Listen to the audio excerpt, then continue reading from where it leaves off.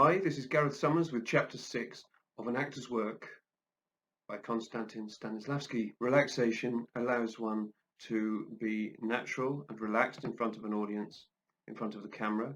It allows one's voice to become free and unimpeded. It releases the muscles of the body. It allows one to take on the physicality of a different character without your own tensions impeding your performance. As Stanislavsky says, nothing escapes the audience's attention. If arms stick out like level crossings, they're tolerable in life, not on the stage. They make a human being look as though they're made of wood.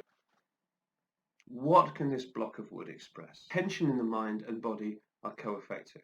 You can try this now. Think of something that makes you nervous, gives you a sense of anxiety.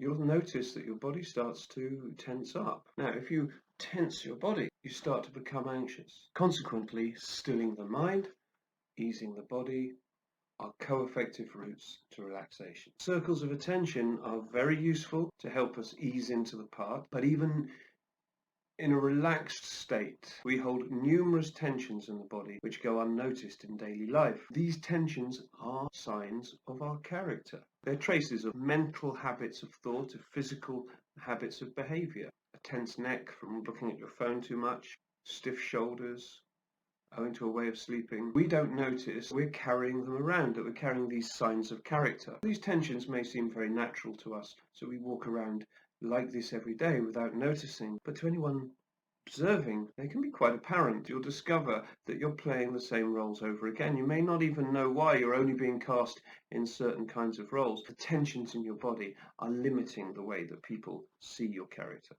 And Stanislavsky observes that these tensions are damaging to the creative process. Voices become hoarse or weak, he says. Tightness in the legs causes a stiff gait. Tense arms make one's gestures mechanical. Tightness in the face or the eyes restricts expression. And in the torso, breath and movement are inhibited. Our modern life raises its own issues, many of which were undreamt of in Stanislavsky's day. People drive everywhere. They are on digital devices 24/7. Certain body parts become atrophied. If you close your eyes and scan through your body, you'll notice that some areas are far more vibrant, some are more alive, some more accessible to you, and others may even feel absent. We're encouraged increasingly to occupy this area of the body. The center of expression in the body is actually the torso, the spine. Everything in your nervous system connects to your spine.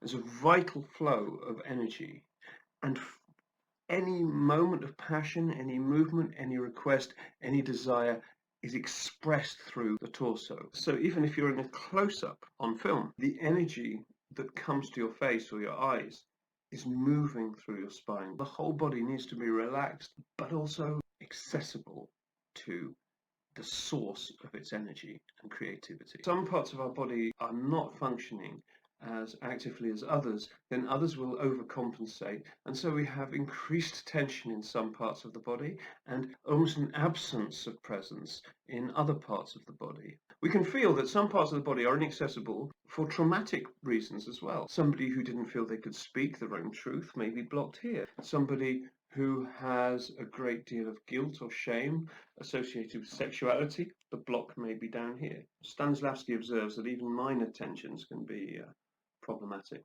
A stiff jaw, a tenseness in the forehead, these holding patterns represent tensions that can accumulate.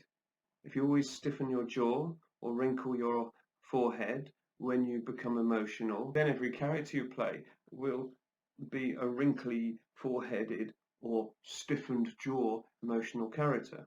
But actually what these tensions are representing is a blockage of the energy flow of an emotion, a history of maybe stifling emotion in a certain way. This may be perfect for one character, very inappropriate for another character, and it could limit the range and depth of your emotional expression. Now, what happens with these holding patterns is that when you release them, you feel a kind of vulnerability in that area, and then the hold moves somewhere else.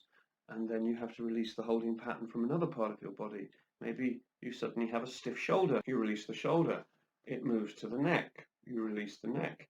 Goes to the eyebrows until eventually the holding pattern leaves the body. And this can be accompanied by some emotional response, tears or laughter, or some feeling of grief.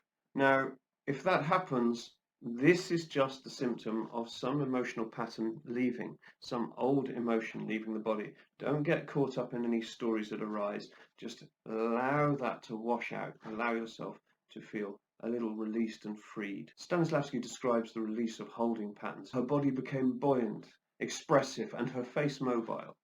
Once this freedom, he says, had been achieved, she joyously poured out everything that was in her heart. So we can think of these holding patterns as blocks to the heart, blocks to the emotional truth that you hold within. And to break these habits of holding, try expressive dance, 5 rhythms, qigong, anything that is going to get your whole body moving. Run around naked in your apartment, put on some music and jump around on the bed. Just free your body of those tensions. To free yourself of more localized tensions, Stanislavsky recommends the use of what he describes as the inner monitor. When muscular tension arises, you release it, soften, and just smile, bring a little warmth, a bit of loving energy to that place. And you may feel the tension then moves to another spot. So you can start to then just, give your attention to that area, relax there. It's a slow building process. If you feel that there is a very tense part of the body, one trick that you can employ is to just look at those parts of the body that are empty. There's a little bit of tension around my shoulders here. But if I really investigate my body, I feel in the small of my back, there's a little kind of hole where it feels a little absent. So if I move the tension, or just create a little bit of tension there, then I feel those areas that are more tense relax to compensate, and we start to balance out the body. Let the tension arise if you can't control it. That's okay. It's much better to let go, much more relaxing than to be fighting yourself. You let the tension arise, and then when it has arisen, you can start to just try a few personal little strategies to relax. Just shake a little bit, let everything drop. Just release, and let everything drop and fall to the ground. So the inner monitor notes the tension, it allows the tension to soften, and then it releases the muscles. Stanislavsky recommends watching an animal like a cat. Notice how relaxed a cat is, how economical it is with its tensions in its body. It uses only the tension it needs to carry out a specific task. And in describing his observations of the cat, Stanislavsky repeats again, only nature is capable of achieving such mastery of the muscles, such unconscious virtuosity, lightness and flexibility. How sparing is his use of energy? The cat doesn't waste strength pointlessly by excess tensions. He gathers up his strength so that in the right moment he can immediately direct it to the motor center required for that specific task. The movements are precise and strong, and this is the ideal state for an actor. Confidence combined with lightness, agility, and freedom. It doesn't sit in anxiety.